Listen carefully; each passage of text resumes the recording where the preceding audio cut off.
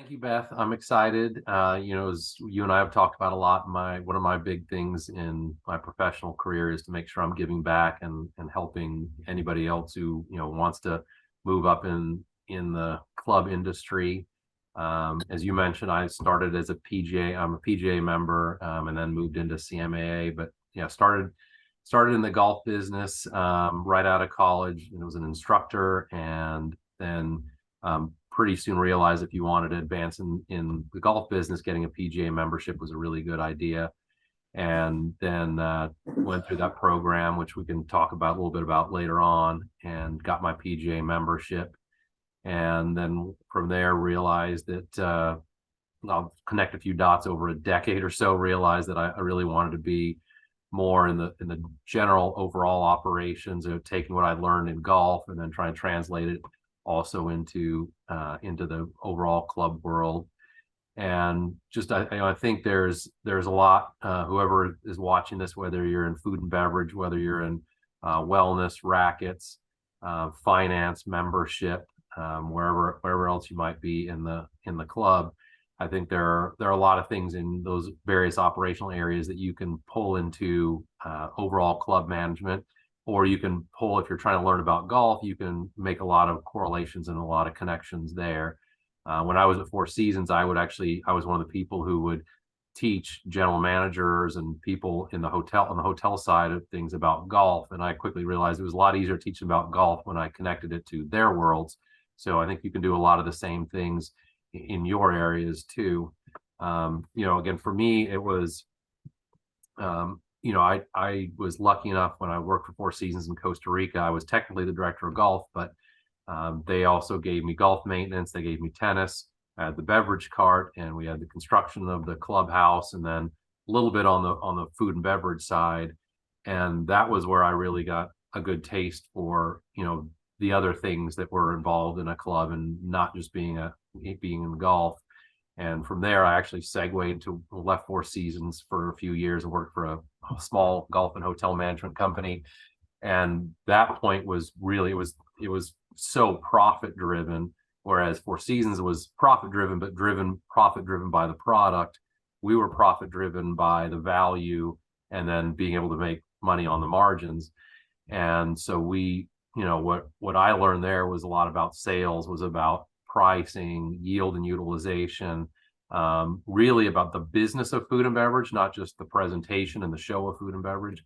I think probably some of the best advice, and while we're on food and beverage, and I would give this to advice to anybody on this, watching this, is somebody told me one time when I got into the general management side of things, was don't lean on the stuff you know. And what they were talking about at that time was, they were talking about golf, was don't go towards golf. Golf, you can impact golf. Don't spend your time there. Spend your time in the things in the areas that you don't know, so you can learn about them, so you can start to impact them. And really what I took away from that was, from a club standpoint, and that was still with Four Seasons, was learn about food and beverage. And so, for me, I really sunk myself into food and beverage, became really close with our director of food and beverage at Four Seasons, would sit in on the corporate meetings, would sit on their budget meetings, go to a lot of their weekly meetings, the lineups. I mean, a lot of the stuff that we take for granted now, but really trying to strengthen that muscle that I didn't have much of before then. And so I would encourage the same for anybody who's watching this. If you're at a facility with golf and you want to learn about it, and even if you want to learn about it, not to be a GM, but you want to learn about it to make sure you understand more holistically about what goes on in your properties, go spend time with the director of golf, spend time with I know you've got an agronomy section on this as well, but spend time with that director of agronomy. They're going to use a lot of language that seems like it's foreign to you, but I promise you there are a lot of parallels in everything you do. If you take table management in a restaurant, how you compare that to a T sheet, how you manage labor, how you manage variable and fixed labor, very, very similar. Pricing strategies also are something that you take a look at. You get a lot of people will say, well, food and beverage loses a ton of money in the club, but golf makes a ton of money. Does it really make a ton of money when you start? That's usually a convenient saying for somebody who wants to pay their golf pros more money or wants to pump more money into the golf experience, but they forget about that multi-million-dollar bill you have that comes along with golf course maintenance, which again, talking about a fixed cost, whether you have one person playing, whether you have 300 people playing a day, that dollar figure almost doesn't change at all. Right, right. So your switch from golf into the management side came holistically, as I like the way that you use that word, from the standpoint of, the curiosity of, how your teammates, and I think that this is something that this program has brought out, is that learning the other areas of the club management makes you a great team member, in that when you go to meetings or you hear an employee in another area talking about something going on, that you understand that operation, even just a little bit, to understand that when there is a tournament going on, all of what it takes to put on a tournament, and that you might see them in food and beverage, but they've been experiencing the golf operation before they came, and how they do work. They work symbiotically together and they have to work symbiotically for the entire experience. It's kind of like, before somebody gets to the dining room, did they have a good experience at the guard gate and at the check-in desk, or the valets, or all of those areas? It's that same kind of thing of how those areas work together. So I'd like for our students within this program to understand that curiosity is good for multiple reasons. It makes you better, even if you want to stay in your same area, whether you want to take the food and beverage track, or you may find that you like the events track area of your club, or you like the membership area. But by having that curiosity of what that operation is, will not only help you getting forward to go into the management side, but just makes you a better team member for the rest of your team that you're working with, you and your friends and associates. So I think that is something that, we've talked about a lot in all of the other programs, but with what you were saying just made me realize that in each of these areas and all of these competencies, it's the same thing. It's just being curious and being engaged in what's going on in those areas. So thank you for that.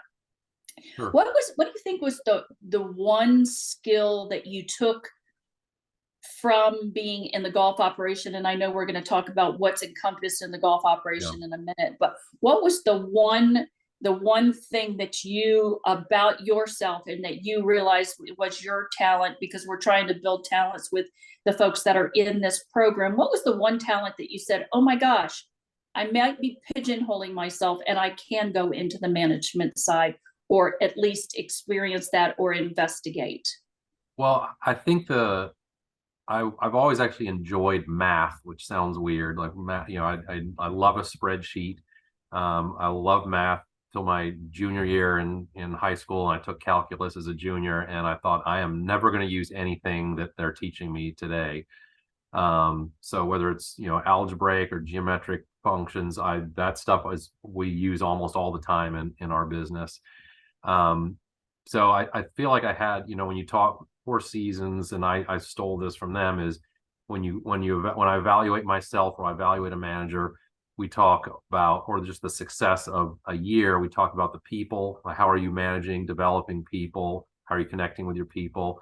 What's the product, whether it's the physical product, whether it's a service product, and then what's the profit? And profit, again, most of us are in non-for-profit clubs, but profit being in how are you as a business manager? And so I felt like, okay, I think I understand a lot on the number side, although really once in my in-between stints of working for Four Seasons, I really started to understand profit, how you would drive profit. The product, I think I had a good understanding for, how are you trying to get a better product there? And then on the people side, I think that was the part that is most generic, that can carry over. And I enjoyed the serving of the members and the guests, but I really enjoyed working, and I still do enjoy working with the people, and trying to give my people, the people I work with, whether that includes a peer who might be at another club, trying to help them, give them skill sets, give them tools, give them information, tell them where I made mistakes, tell them where I had successes. So I think it was that people being able to work with people. And again, that's not to say I'm perfect or I'm Tony Robbins or anything like that, but I think that really what you can, that's the one thing that crosses everything. But it's also not about, sometimes you'll get managers, or you yourself will be really good at you'll be great at the behind the scenes stuff and how you work with your team, but you don't connect with the members. Or you get people who are great at connecting with the members, but they couldn't manage their way out of paper bag when it comes to holding the staff accountable, giving people clear priorities, getting the underperformers out of there, recognizing the peak performers. So I think just being able to be what I talk to my board about, being a social chameleon. I have to be able to talk about, the owner who's got the yacht out here, the 150-foot yacht, talk to him about his most recent trip to wherever in the Mediterranean. And then you talk about the person who's on day 2, fresh out of college, never been in a club, working, in a behind the scenes area, and trying to let them know how important they are to the operation and how they connect with the operation. So again, I don't know that it's golf per se that taught me that, but I think that's one of those inherent things that if you're going to be a successful golf professional at a private club level or even at a resort level, who engages with clients on the group level, who engages one-on-one with guests, or engages people with giving golf lessons, you have to be personable. I started actually as a golf instructor, not even as a golf professional, as a golf instructor. And I always remember, I quoted this just the other day to some people, and he would say, look, you can be not the best teacher, but if people have a good time and you're nice to them, you can get them coming back. And we would sort of became one of our little mantras was, nice guy gets them back. Nice guy gets them back. And again, it's not to diminish somebody who's an excellent teacher. And eventually, if you weren't helping people improve their games, they probably wouldn't come back. Right. But if you were really like, people had a good time, and think about what is a club all about? Club's not about, you don't buy into a club, private club, to have your initiation fee turn into some kind of big, financial ROI. You buy into it for an emotional investment. You buy into it to have a good time, to make or meet or stay connected with friends. And then you ask somebody when they've been in a club for 10 years, what are the things that what are your best memories about the club, or why are you keeping your club membership? And they're just going to rattle off a bunch of, it's going to be the birthdays, the anniversaries, the retirement parties, the mitzvahs, the holidays, all those things. And all that is just emotional times with friends and family, those times where they had great times. It's not going to be, well, my dues were really low, so I got really excited. So I think from a golf standpoint, that was, being a teacher, having to connect with people on the phone when they would call in and say, do you give golf lessons? Then I have to sell myself, I have to sell the facility, and then you get them out, and then you have to prove all of that, and they have to leave having a good time and wanting to come back. So I think that's a lot of it. Yeah, the recognition is a big part of it. Let's talk about the golf operation and what's involved in the golf operation. People, they talk about golf over there in golf. What do they do over there in golf? What's included in all those areas? Yeah, and over there in golf, or the golf guy, or the golf guys, or the golf gals, or whatever. That's one of my least favorite things. And for all you food and beverage people, don't set yourself up in juxtaposition against the golf person, because I promise you, and in all seriousness, this is one of those things where you'll get sometimes at a lower functioning facility, you'll have the food and beverage almost butting heads with golf, because those golf guys, they don't care, they got started late and now they're finishing late, or they're finishing early, they want the food sooner, or they change this. And again, it's no different than, you almost have to treat the golf staff like they are the bride or the mother of the bride. Like, they get to make last second changes, and sometimes it's not even their choice. I think that, again, I think the higher functioning places don't have any issue with this, but just, you don't want to pigeonhole people like that. I think people have this misconception that we as golf professionals like, oh, it must be nice to go play golf all the time. I promise you, when I played the least golf in my life, it's when I was a head professional or director of golf. That was when I played the least amount of golf. As a general manager, I play way more golf. I probably play way more golf than our director of golf and our head pro. Um, so from a operations standpoint, we're sort of a semi-typical club. We have a director of golf and a head golf professional. Some clubs will have a head golf professional and a first assistant. We're dealing in semantics there. So you almost have to see an organizational chart. You're going to have one golf professional at the top and then somebody else, typically right below. You might have a director of instruction if instruction is a big enough part of your facility. And then you'll have some number of assistant golf professionals underneath them. And I'll talk more numbers in a second about our operation. And then you'll have some people, typically you'll have some people who work in retail. A lot of times you'll have a merchandiser or a buyer or a merchandiser buyer, something. Some clubs might even share buyers to come and help do their buying of their retail. Where those people would handle more of the soft goods, the clothing and apparel and hats type of thing. A lot of times the golf professionals will handle what we call the hard goods, which would be your golf clubs, your golf balls, golf gloves. And then so that's sort of the management, the inside staff, the golf professional staff. Then you get what you would and there's a bunch of names.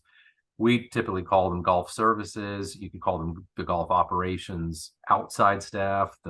Some people call them cart attendants. There's all kinds of different things. So you've got sort of three things. You've got the driving range operation, which usually the driving range operation and the cart operation sort of share one pool of people.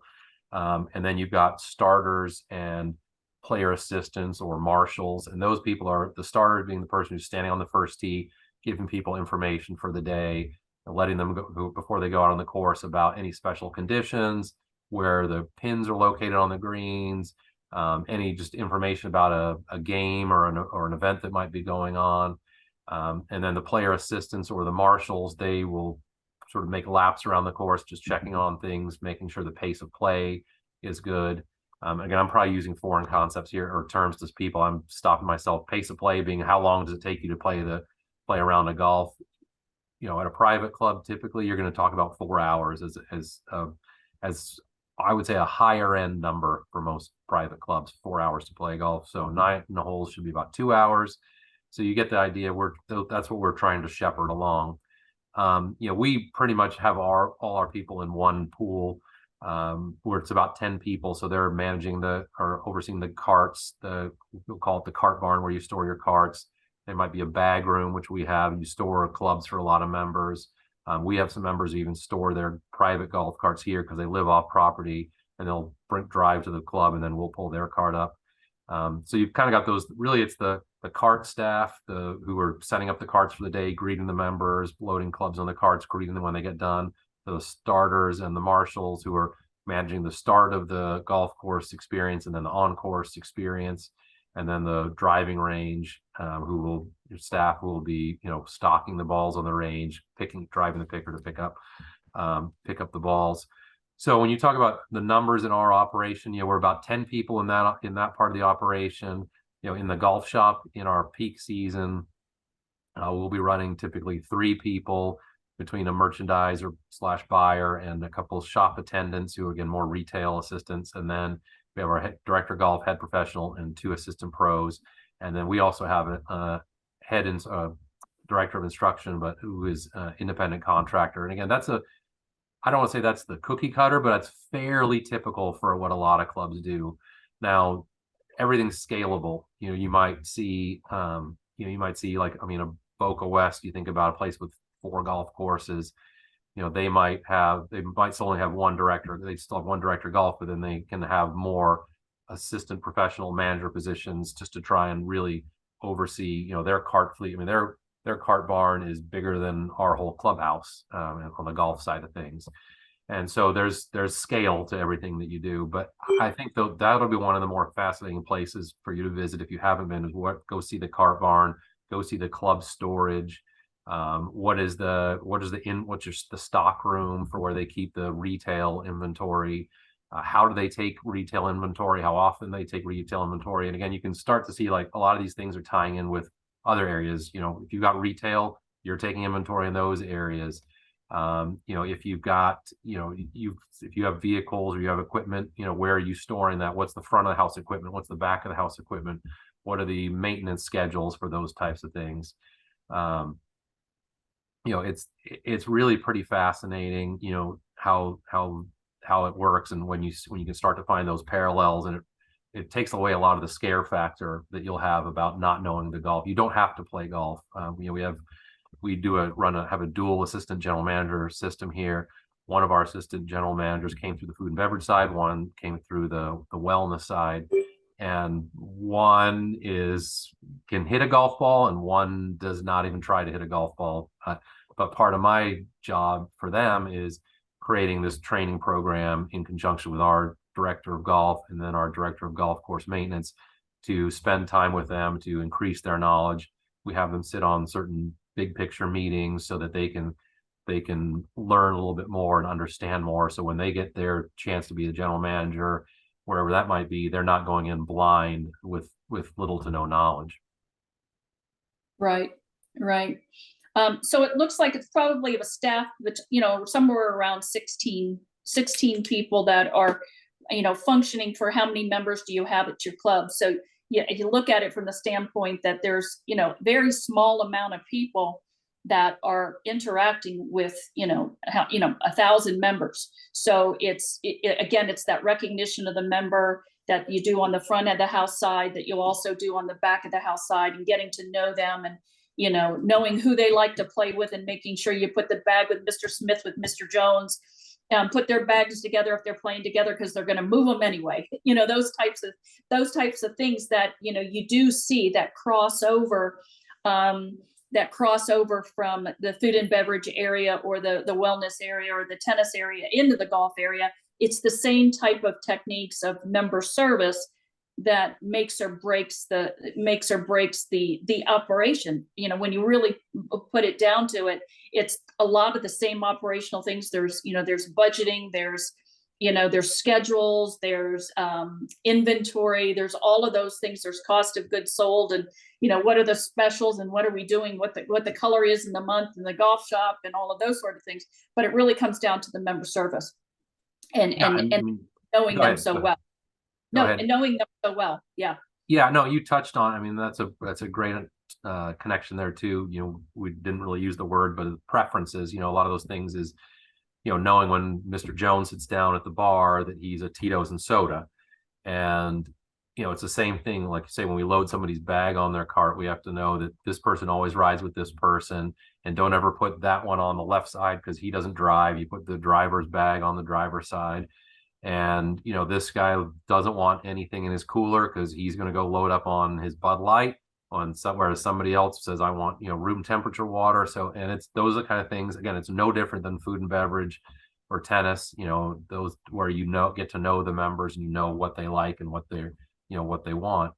Right. You know, and it's one of those things that comes with time. I mean, you don't learn those things overnight, but at the same time, you have to pay attention and you have to listen. And sometimes it's what's overtly said, and then sometimes it's what's sort of silently said that you have to understand. You know, right. I mean, it's like when this is where that's the crossover of golf. I mean, we had so many members in my last club and a little bit here, but you'd have people when they'd play in certain events like, can't pair him with him because they don't get along, and this person really likes that person, but make sure this person goes out first because they've always got to, they play fast and these people play slower.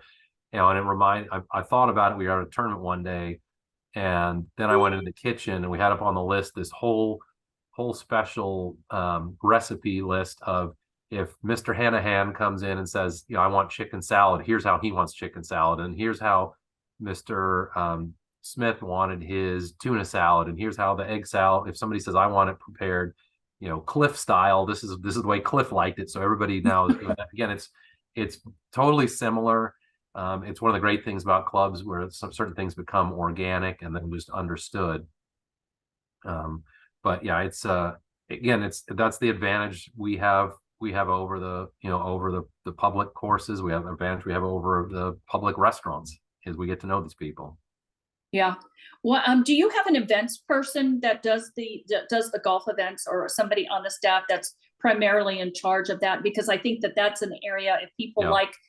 they like the detail, they like, putting that type of thing together, whether it's in the food and beverage side from an event standpoint or for golf.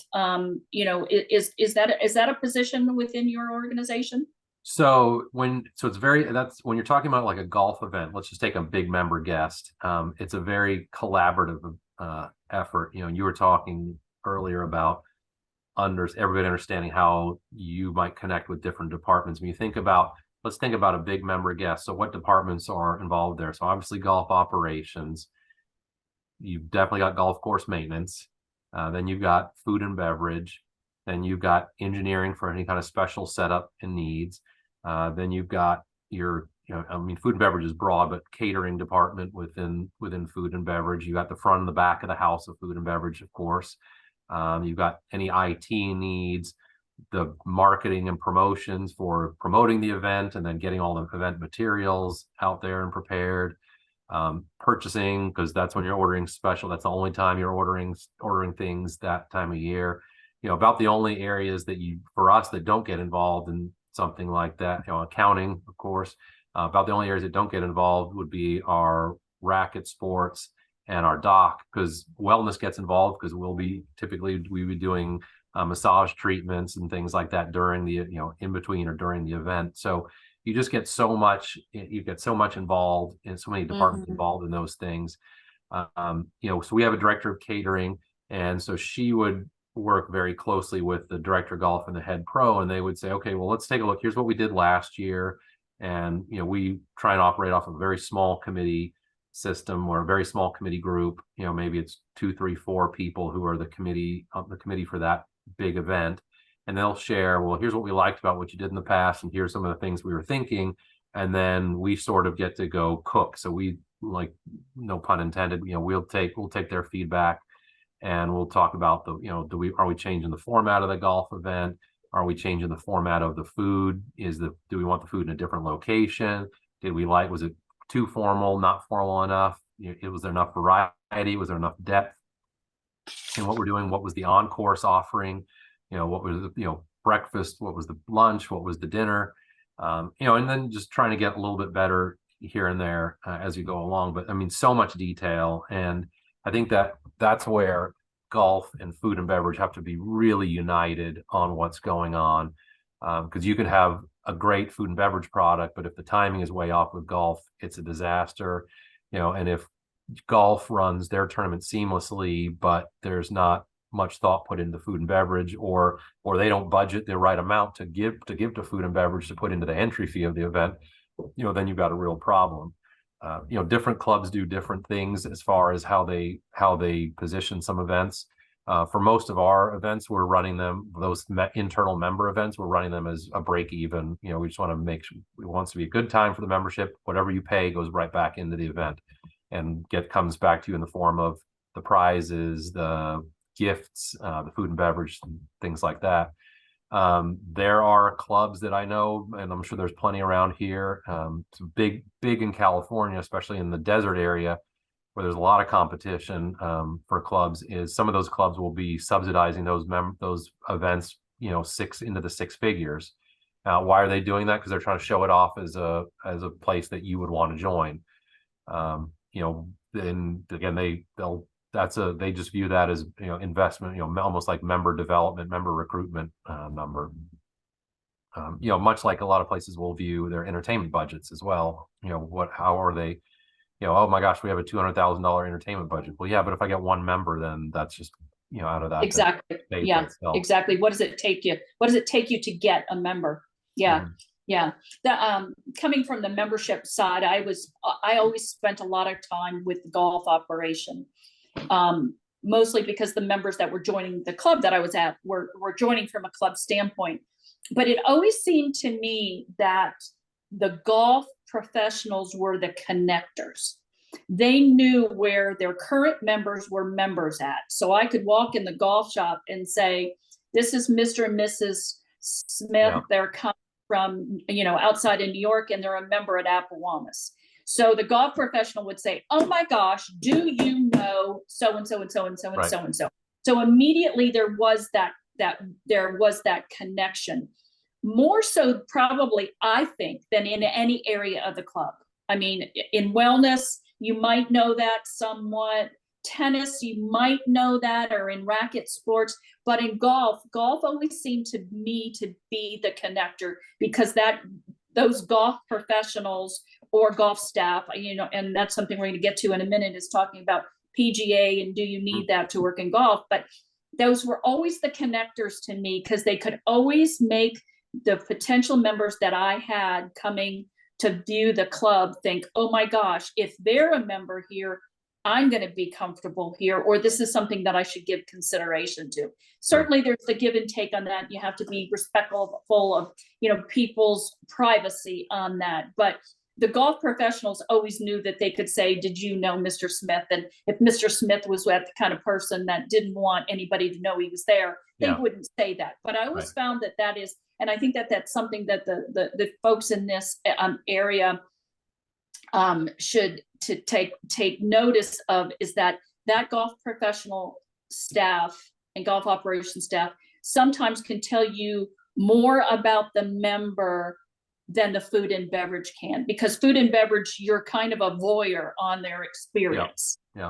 Where in the golf experience, you're getting to know their friends, you're getting to know their guests, you're getting to know them on a completely different level. So I want to make sure that, you know, just some words of wisdom from my years of being in the business is that you look at this area as the connector that can really give you some information about those members that you might not get in any other area that you work in. Yeah, no, excellent point. I mean, golf's a much more social sport than, or, you know, social activity than a lot of other, you know, a lot of areas in the club. I mean, you think about racket sports, and you think about cards and games, and even like the bocce and croquet, those types of things. You know, you're out there with people, but you're moving away from people, or you're on the other side, or you're not even supposed to talk in a lot of those cases, and with a lot of them. You know, golf, you've got a lot of time. You know, if I or our director of golf go play with members, you know, there's 4 or so hours that we're getting to spend with them. You know, even just, you know, the time you spend on the first tee waiting for them to tee off. You know, I spend a lot of my time, pretty most of my Saturday mornings when the golf course is open, because we're under renovation right now. But when the golf course is open, a lot of my Saturday mornings are spent on the first tee, greeting people, just talking to them. You know, it's, you know, doing those accidentally on purpose things about, you know, when you know somebody had a bad meal a few nights ago, you kind of touch base with them there. Or if you know somebody, is there something they want to get off their chest, you know, kind of conveniently bump into them at that point. And I think just, but people share, you know, people love to talk about golf. They love to talk about what, you know, like, as you say, where they're a member, where they've traveled to, where they played. And it really becomes a great way to create connections, you know, and that way, you know, golf pros, we do the same thing that you did. We look for them to help be those matchmakers. You know, hey, I've got this person, you know, and it's not easy, right? It's like all those filters. It's like, okay, this is how old they are. They have kids, they don't have kids. This is where they're from. This is where they played. Here's their skill level, which is a whole other thing. You know, you put the wrong skill level, you might think two people would get along socially, but if you put two people together who are of very different skill levels, that can be a disaster as well. Which again is very weird in golf. But I mean, think about, because there's a lot, you know, think about a lot of the social things you do. You're like, well, everybody likes to eat and drink. That's fine. But you put the wrong two golfers out there. And sometimes it's not just skill level. You know, I could go play with people, like I could play with my wife, for instance, who doesn't play a whole lot. Okay golfer for someone who plays every now and then, but also knows if she's going slow, she's just picking up and we're moving on, you know, she's moving on. You know, golf is a finicky sport too. So you have to know a little bit about, again, as Beth says, what are those preferences? This guy likes to play, he'll play with anybody, but they better play fast. Or this guy's a chatterbox. Whoever plays with him needs to know that they're going to have to engage in conversation or do a lot of listening, those types of things. Yeah. Absolutely. Let's talk a little bit about the professional staff and Sure. what it takes to be a professional. And do you have to be a professional to work in the golf operation? So let's talk about that a little Yeah, bit, because yeah, everybody's caught up on sometimes that PGA yeah, status to be able to work in that area. yeah. Well, again, so I am a PGA member, for full disclosure, and so I do think there's a lot of value there. That's not to say we haven't and we don't continue to hire people who aren't in the PGA in certain areas.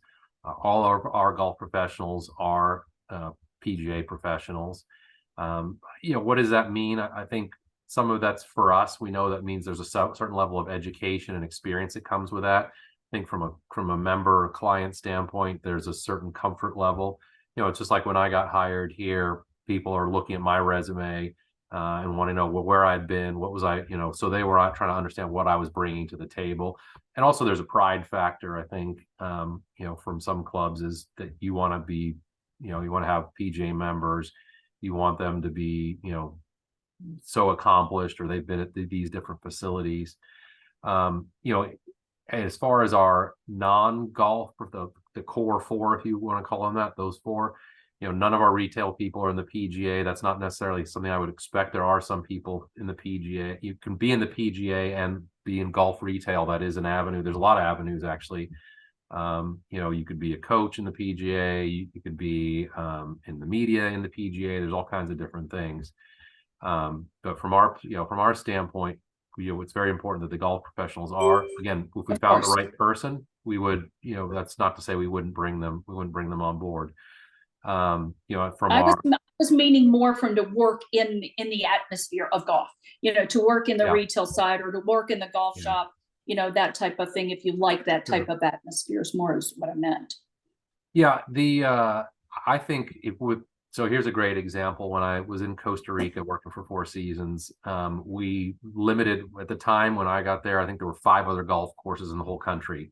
So to think you're going to hire a bunch of golf savvy outside staff, that was going to be a challenge. We hired two golf professionals, so that was all set. We wanted to hire some people to work in the retail, and then we wanted to hire 10 outside staff. And so we basically decided, most of our clientele was English speaking, so we decided we want to hire people who had some decent level of English language and had good attitude. And if they had golf experience, that was a bonus. And so just for the 10 that we hired on the outside staff, we hired 5 who were essentially caddies at other courses, but a little more player services. They do a little bit more than a caddy would. And then we hired 5 who really couldn't tell you one end of the golf club from the other. And I don't mean that with any sarcasm. They didn't know anything about golf whatsoever. But we had 3 of them came from ecotourism. Another one came from the hotel side of things, so more of a guest services. And then another one was the cousin of another guy who just said, "Hey, he's a great guy. Can we have him work here?" And the great thing is the guys who knew golf taught the guys who didn't know about golf, and the guys who knew about customer service, and especially the ecotourism guys, taught these other guys about all those things that were in those areas. And I think, again, that's an extreme example, but it really goes back to that servant's heart. I think especially when you talk about the outside staff, you have to want to be there. You have to want to be giving back to the membership. We are lucky in that we do have a couple people that, one sort of a semi-retired golf professional who's slotted in outside, plays a major role. Then we have a number of guys who are very into golf out there, and they have a few guys who really don't know a whole lot about golf, but they can fool just about anybody. And that's what we used to say about our guys in Costa Rica is, and actually I learned that from one of them, where I heard one of these guys talking to a guest about, the 15th hole and how beautiful it was and his favorite shots. And the guest walked away. I said, what do you know about the 15th hole? I said, "You don't know anything about the 15th hole." He said, "Yeah, but he doesn't know that." And so again, it was more about, he knew enough about the hole and enough about the nature around it, which was his expertise, to be able to talk and engage, knowing that that's one of the more beautiful holes that we had out there, or unique holes that we had out there. And you know, that's how he was going to engage with the member. And so again, it goes back to the kind of finding that thing that connected you. Right. You know, from the retail standpoint, again, I don't, it's not required. I think that's one of the challenges you might have sometimes, you know, when, and that's some of it's a training issue, some of it's a communications issue. You know, if a member calls in and has questions about an event that they want to sign up, anybody who answers that phone has to be able to answer the, you know, a little bit more than the basic information. And I would say if that's one of the complaints we've had over the last couple of years, it's, you know, when somebody who's working in the retail answers the phone, they don't know all the questions about answers to the, you know, questions about the events that we might have. So, you know, again, it's no different than making sure, you know, you have a concierge or a reservationist well trained with the information on an event that somebody's calling in. You know, what's the dress code? Can I bring guests? You know, is bar included? You know, I have an allergy to this. I need a gluten free. What's available? You know, is there something there for me? It's there's very few times where the questions are outlandish or things we haven't heard of. So, and some Right. of that's on us to train them better. Also, just making sure our communications, the flyers, the marketing pieces, the app, the text, the email blasts all have a little more detail in there. So we get less of those calls, but when we do get the calls, that the staff in the shop can answer those Yeah. questions. I don't think you get a whole lot of people who come and work in a golf shop who are very golf savvy, just by numbers. But you know, every now, if you have someone who is, that's definitely a plus. Yeah. Yeah. Great opportunity to work in a, you know, certainly a fast paced, Sure. operation. Let's talk more about the professional PGA status. What does it take to get that? So for a layperson, you know, they see a PGA behind it. What goes into somebody attaining their PGA? Sure. Well, I'm going to pop something up here. Hopefully this will show for everybody. 1 second. All right. Can you see my screen there, Beth? Yes, sir. Okay. So what you're taking a look at, this is how someone would become a PGA associate. An associate used to be called, some of you might know the term apprentice. It's not a term that's used anymore, but it's the same concept. It's before you become a full-fledged member. And so there are a number of basic things that you have to do. You know, somebody says to me, well, how can you become a golf professional? And I said, basically all you have to do is wake up one day and say, I'm a golf professional. That doesn't make you qualified to do anything, but you are a golf professional. You're no longer an amateur, and you're trying to make money as a golf professional in some fashion. And there are different types of golf professionals. Let's pause on that. So we're talking about the PGA. This is the PGA of America, right? There's also the PGA Tour. PGA Tour are the guys you see on TV. The PGA of America are the guys you see working at your country clubs. I say I am a golf professional. I'm not a professional golfer, if you can understand the distinction. So, just, you know, when somebody will say I'm on the PGA. Those are, you know, I'm on the PGA means you play for money. I'm a PGA member means you're working in the industry. So here you can see there's a few things that you have to do. You register, you review there's some basic courses you have to go through. Their little mini tests that you have. You have to do a background check, and you have to make sure that you have to prove that you're eligible employed at something that qualifies for the PGA program. This third bullet here, the fulfill, it says PAT, which is actually short for playing ability test, or PAT as everybody will call it. That's a big hurdle that a lot of people will have. Long story short, you have to be able to shoot a certain score. For those of you who have played golf, you would take the rating, whatever the course rating is. Let's say the course is rated at 72, and you double that. So for 100, 144, 144, you would have to play 2 rounds at a designated event where you shot. You'd take the 144, you'd add 15 shots to it, and you'd have to be able to break that. So it's really the only event that I've ever played in where everybody's rooting for one another, and you already know what you have to do. And it doesn't matter when you go to a PAT, it doesn't matter whether if there's 100 people in the field, it's not on the curve. There's not a winner. There's not a loser. You either pass or you fail. And so it's a playing ability test.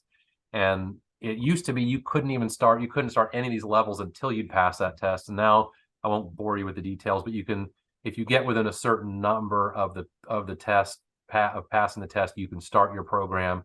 But before you go on to your final level, you have to pass the test. So just to know at some point, if you want to be in the golf business, you do have to have some level of playing ability, which, if you want to be, or sorry, I shouldn't say if you want to be in the golf business, if you want to be a PGA member, you have to have some level of playing ability. And then you go on, level one will be, you go to some seminars, you get manuals, materials, and you do a professional portfolio. When I did it, it was one of the last things you did, but here it's one of the earlier things you do. And then as you come out of that level one, you choose a career path: golf operations, teaching, coaching, or executive management. This was not a thing when I went through it. Granted, this sounds a lot longer than I want it to feel, but it was 20 years ago when I went through it. And you basically went through generic path that everybody went through. You didn't have to specialize. Candidly, I don't know that I agree with this. I do understand there's a big few years ago, even when I was going through it, there was a big sort of a discussion about, hey, I want to be a teacher. I don't need to know about retail in the golf shop. So you should formalize my training to be something in this top box under level two. And then by the same token, there were guys who were saying, look, I don't teach. I want to run my own facility. So I need to be in these middle boxes, this middle box under level two. And then more in the last decade or so is a lot of people are saying, hey, I'm, as Beth pointed out, that golf professional has a lot of information. Now he or she, not only can they run their operation, they realize they can run the entire operation. They know all the membership. They know a lot of the challenges of the club. They can go learn about food and beverage. They're already a business leader. So maybe there should be an executive management track. And so I appreciate what the PGA is doing here. I'm not sure I'm in love with it, because it makes you sort of choose. I would say a lot of people from this middle box, I was one of these middle box guys, and then I went on to the executive management. So, maybe there's some after the fact programs after you go through that, but I just feel like it would be a shame. We might lose some leaders who don't get that executive management piece done. And then you can see as you go on to level three, they look very similar, same tracks, and then you pass sort of a final test, and then voila, you're a PGA member. How long does this process usually take, Rob? So good question. It can go sort of as fast as you want it to. I passed my playing test, and then I was sort of on the fence about what I wanted to do. If I wanted to really get involved, how deeply I wanted to get involved with it. And so then once I decided to go through the program, it took me about 1.5 years. I think typically it's more of a 3-4 year program. A lot of people would view it as you sort of go through one level a year. Some of that depends on if you're at a facility where they're paying for you they're supporting you financially. Let's see if I can pull this up. Sorry, 1 second. I'm just trying to see if I can show you so here's some of the costs. So you basically you start with, a couple $100 in for the program just to get in for the online courses. Playing ability test, it's $100 an attempt. Then there's some on-site facility, on-site fees. There's background check. And then the money starts to really kind of add up when you go to this level one. So you register for the program, you get your access to the information, and then when you go to the seminar, there's another fee. So right here we're a little over $1,500, and you haven't traveled anywhere to go to anything. So the associate, the different, they're trying to make it more accessible for more people. More stuff is online. There's a little less travel. Here's the rough costs. Now these tend to go up every few years. You can see they put the total expected cost down here, a little over $4,000. And when you're making what a lot of entry-level golf staff, golf professionals, or somebody just in the outside service, that's a big pill to swallow, even if it's spread out over, they say average time is 4 years. I've found it most people I was with kind of could do it 3 to 4 years. You could do it faster if you wanted to. a lot of it just depends on how much time you want to spend of your free time. When I sort of saw, I sort of slow crawled through my first level. Again, a little different format than this. And then when I got to level 2, I started going, and I think at level 1 took me 6 or 7 months to do. Level 2 took me 2 months to do, and level 3, I was sort of fortunate. It was during the winter, I think, and I locked myself in my apartment every night after work, and I got it done in 2 weeks and just really ground it out. So again, some of it's what you could do, and again, that was the program I went through. I think it's probably much different program now, and it does give you a lot more ability to do a lot more online. Very interesting. So I will. Are you required to have any kind of college degree for this, or can you take this without college degree? Or No, does you're not. yeah. It's interesting. When I started to when I started to get more involved in trying to find, going from being an assistant pro to head pro, and then trying to find director of golf positions, then, and I had my resume out there. I think more and more people got surprised by the fact that I had that I had a college degree. It's it's not, again, not a requirement, but I think it's a good to have. That's actually, ironically, I've got a couple of people who've called me recently, asking about, hey, I've got my son, I've got my nephew wanting to get into the program. What can you tell me about it? And when I start asking questions, it's because both of them are thinking, I'm going to stop sharing this right now. I've got them, they're thinking, well, I don't want to invest more in higher education if I'm not going to use it. I was on track to thinking I was going to go to law school, and then my last year of school realized that that's not what I wanted to do, and had sort of fallen in love with the science and art of golf teaching, and wanted to explore that a little bit more. But no, not at all. We're lucky. We have, most of our golf staff, professional staff, do have college degrees, but certainly not. It's not something I would rule anybody out of. Again, I think it shows some people think it shows some level of commitment. Other people can mean, hey, if I'm 18, 19 years old, I can start working in a golf course, and you're going to get 4 or 5 years of real work experience ahead of some other people. Right. That's all really interesting information. In closing, and trying to wrap this up for our discussion today, which we could talk for forevers about the similarities of where our students are coming from and what goes on in the golf operation. What would be your best advice if you were mentoring all 30 of the students that are in our initial program? What is the advice that you would give them to get from where they're working now? They might be working in the golf operations or wellness, or they're working in rackets, or they're working in the food and beverage, or they're maybe a mid-manager or an aspiring manager. What would be, from what you learned, if you were to give 3 pieces of information to them about, this is what I would suggest you do? What would that be? What would those 3 things be? Sure. Well, I think the first thing would be lean into the things that you don't know about. Try and learn more about those things. I've already touched base on that.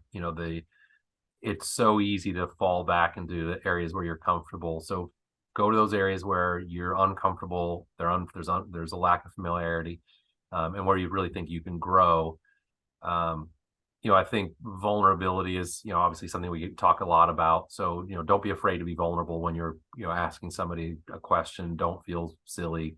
I genuinely think most people want to be very helpful. Whenever I teach a webinar, I teach something for PGA or CMAA, I always put my cell phone on there, and I invite people to text me, call me, connect with me, which sort of bleeds into the second point, is find mentors. And I don't mean that somebody has to be formally called a mentor and have that title, but find people in all throughout life. I think I use LinkedIn a lot. I use it, just to share some of the things we're doing, but also to see things that other people are doing, but to find people that I like to use, as a means of self-improvement is modeling, try and find certain things I like about other people and model myself after not necessarily everything they do, but certain aspects of their professional life.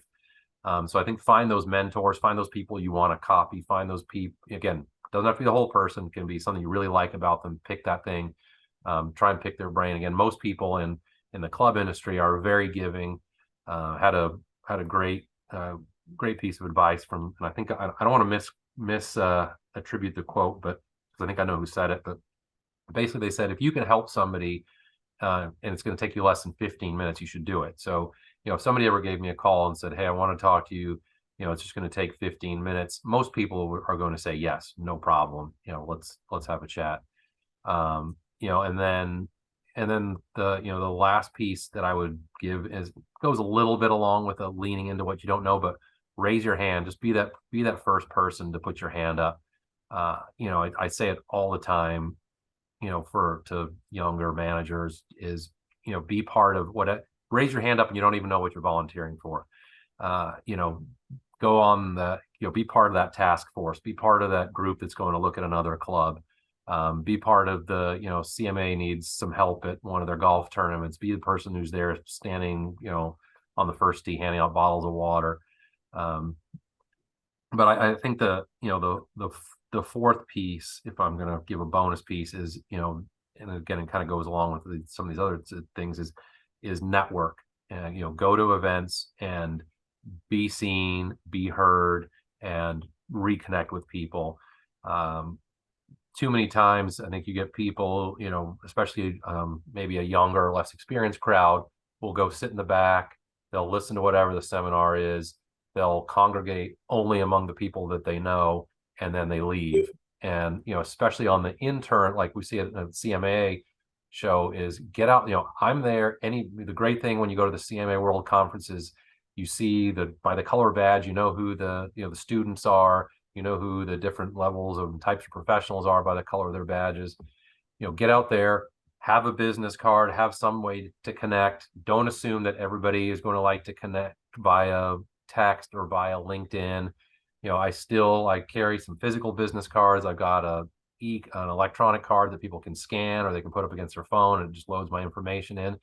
And then follow up, and also follow up with something that shows you had a thoughtful thought. They said something that you got a thoughtful exchange. They said something that you thought was important.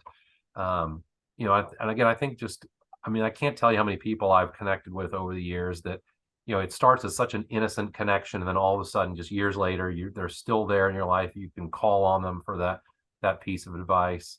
More and more, a lot of the club industry, people, I won't name names, but just the people who do the executive searches, people who do governance training, they're trying to create more and more mentorship programs to help not just those senior leaders, but really to help develop the people like you all who've shown an interest. Again, as I said, I'm always here wherever I am. I want to help people. I want to, give them advice. You might not like the advice that you're going to hear, but make sure you ask for the advice, and then just keep pushing. It's such a great industry. Golf is not as scary as you think if you're not a golfer, and just reach out to your golf professional at your club if you really want to learn and grow beyond where you are. That's wonderful. Any last things that you'd like to say about the golf sports and wellness I think from an overall standpoint, don't forget about those departments. Golf sometimes is hard to forget because golf takes up such a big physical part of your property. Just remember about those things that go into making golf so great. That golf course maintenance. It's the trip around golf course maintenance is the highlight of our committee orientations. We take all of our committees around at the start of their committee year and show them the equipment. We put the price tags on what everything costs brand new. So when people walk around there, they realize, oh my gosh, there's millions of dollars here, and you haven't even got to the payroll, and you haven't got to the regular operating side of things. You've got budgets and just let's call it a decent, good higher end club with one course, you're talking $3 million plus or minus. Don't forget about those areas. Don't forget about how much they contribute to the the overall operation. Rackets and wellness is becoming such a huge part of the club's lifestyles. I think more and more, if we're, for those of you, everybody, I'm assuming here in Florida, as you grow in your roles, more and more people are coming to Florida, so they're looking for more things to do. So you can't if you're going to do a spa, don't have it be an afterthought. If you're going to have a fitness center, don't have a treadmill and a couple of free weights. Try and really do what you can to get your boards, your committees, get your senior leaders to invest in those areas, because everything goes, as we talked about a little bit earlier, that's that member experience, and everything goes into makes up that member experience. So again, I would just say golf's not a pain. Don't let it be. Don't feel like it's a pain. It's not a scary place. And for those other areas, I just think they're such an important part of the overall experience. Our rackets department has done an almost a 180 in the last 3 years. Kind of kicking off from using COVID as a jumping point to where we are now. And it's you never thought you'd be trying to create more space for a sport you didn't know was a sport a few years ago. Exactly. Talking about pickleball. Exactly. Well, Rob, this has really been interesting. We thank you for being engaged with the chapter. We thank you for being engaged in the growth of tomorrow's professionals in this industry. So we thank you for taking the time and being